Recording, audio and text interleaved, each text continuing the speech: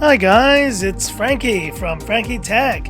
Good to see you guys again, and what a crazy evening it was witnessing the launch of this POCO X3 NFC, the first original release from POCO since the F1, and coming in at an early bird price point of 199 euros. This phone's pricing was just amazing. But what I want to do in today's video, I just want to do an initial comparison between this POCO X3 versus the K30 Ultra and the Mi Note 10 Lite. Now, if you guys follow my channel, you will know that the K30 Ultra to me represents the ultimate value champ of 2020. And while this was only released in China, it came at a price point of 1,999 RMB. It's a bit more pricey than the X3, but it also offers some incredible specs. And I think it's worth comparing it to this POCO X3 NFC. But we also have here the Mi Note 10 Lite. The Mi Note 10 Lite took everything that was great about the original Mi Note 10 and basically brought down the price. And this phone can be had in Europe for 249 euros. And with the Snapdragon 730 and an AMOLED display, really gorgeous design, this is still a great option for you guys in Europe who are considering between phones like this and the newly announced POCO X3 NFC. So how does the newly announced POCO X3 NFC stack up against its Xiaomi competition right here? Let's have a look. So in terms of design, we're looking at 9.4 millimeters versus 9.1 versus 9.7, 215 grams versus 213, and 204. And all of these phones are really well made, very premium materials. I would still though give the edge to the Mi Note 10 Lite and the K30 Ultra over the POCO X3 just because they're clearly using this cold to the touch aluminum edge. While the POCO X3 NFC is using an aluminum alloy, it doesn't have that cold feel, but these are all pretty hefty phones with USB-C at the bottom, but no 3.5 millimeter headphone jack on the K30 Ultra. So that's plus points here for the POCO X3 NFC and the Mi Note 10 Lite. But since they're all Xiaomi devices, they all have volume rockers and power buttons in the same place. Though the POCO X3 is a capacitive fingerprint scanner, both of these phones are AMOLED displays, so they have in-display fingerprint scanners. And of note here at the top, obviously the pop-up camera on the K30 Ultra, which allows it to have that uninterrupted, no notch, no punch hole display. And looking at the backs of these phones, three completely different camera modules. Which camp are you in? The cutoff circle, the full circle, or the rectangular camera cutout? Now in terms of the back design, I gotta go with this K30 Ultra. Just look how beautiful this design is. I absolutely love it. But I do like the POCO X3's design. I think the striped look and the POCO logo go very well with this phone. And the Mi Note 10 Lite is still gorgeous in this beautiful kind of pearlish white. I still love it too. On the fronts, and all of these phones have a different solution in terms of dealing with the front camera. So in the X3 NFC, you see a centered punch hole on this phone, while on the K30 Ultra, we know what solution this is using. It's that pop-up selfie camera, there it is, that makes this phone's display so immersive. Meanwhile, the Mi Note 10 Lite has opted for the traditional centered notch, and I think it is probably the most antiquated look of these three. All in all, I like the design of all of these phones, but if I only had to pick one, I'm gonna go with the K30 Ultra. This feels no different than a POCO F2 Pro, and guys, that's why this phone has been so popular as a third-party option from China, because it is offering that amazing deal for such a low price. You're basically getting almost exactly the same phone as the POCO F2 Pro,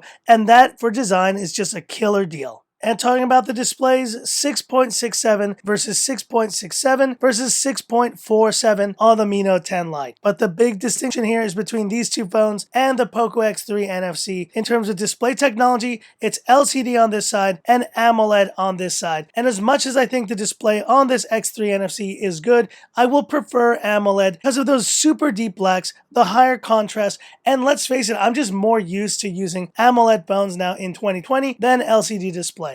But we also can't forget the benefits of an LCD display, which means higher resolution and just sharper text at 1080p versus these phones. And some people do prefer the colors and just the overall look of LCD. But then funny enough, we can also do this, and then there's a separation between these two phones and the Mi Note 10 Lite. 120 Hz on this side versus 60 Hz on the other side. And I do wonder if POCO had a choice at one point to select an AMOLED display for the X3 NFC. something tells me that even a 120Hz LCD display is still a lower cost component than a 60Hz AMOLED display. But that being said, I've been using this X3 NFC as my daily driver, and believe it or not, I'm starting to get used to LCD. The only time I really notice I'm using LCD is at night. And when you see this phone in a pitch black room, it's just so obvious that this is an LCD display, and that's the one time where I really wish I was using AMOLED.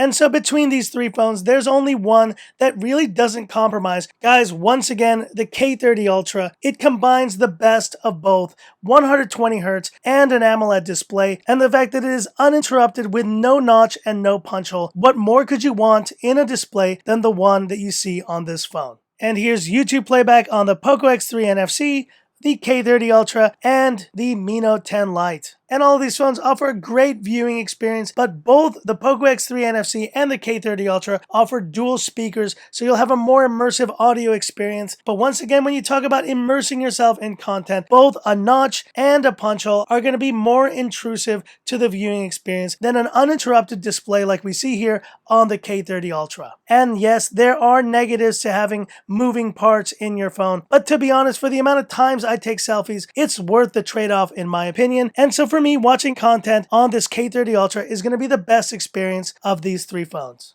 But in DRM Info, look at this, L1, L1, and L1. And it doesn't matter whether you were a global ROM or a China ROM, bravo to Xiaomi because they are now making this a priority, including L1 security level for HD Netflix and Amazon Prime Video capability on all their phones. And so it's an L1 party once again here on Frankie Tech.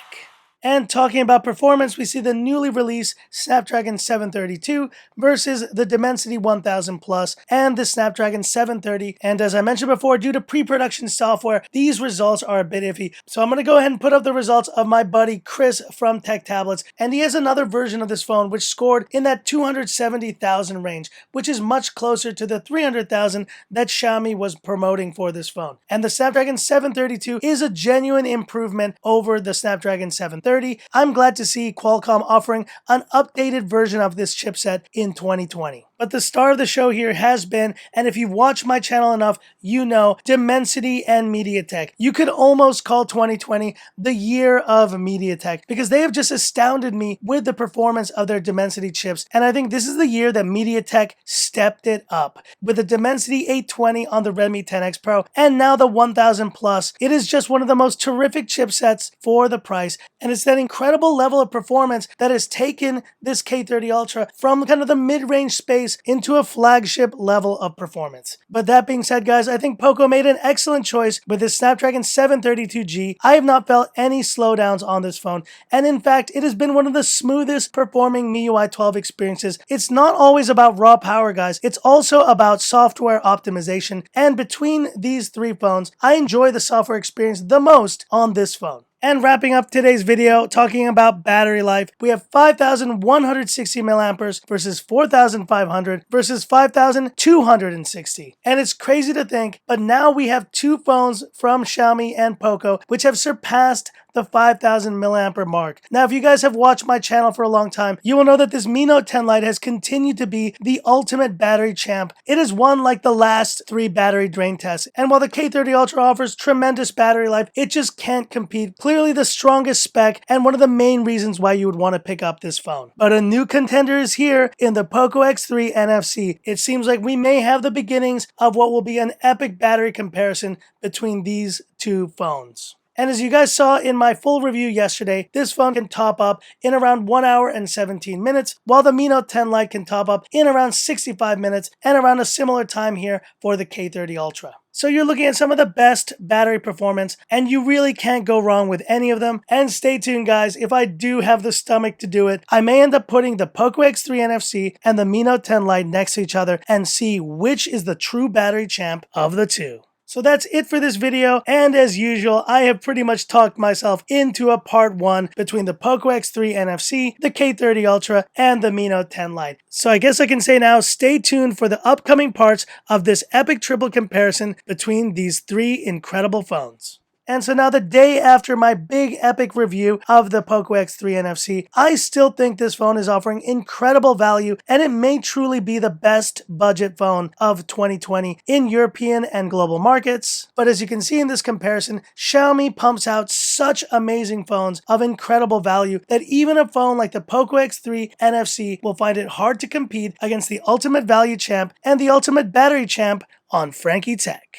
But hit me up in the comments. Which of these phones would you pick, and how do you think the X3 NFC stacks up against these two? Hit me up in the comments. I'd love to hear about it. And that's it for this video. If you liked it, give me that thumbs up. And if you love the content of Frankie Tech, subscribe to the channel. Hit the bell icon for future updates.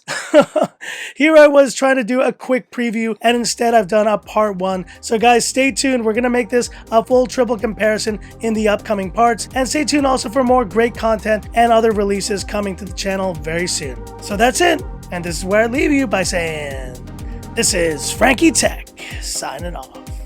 Have a good one.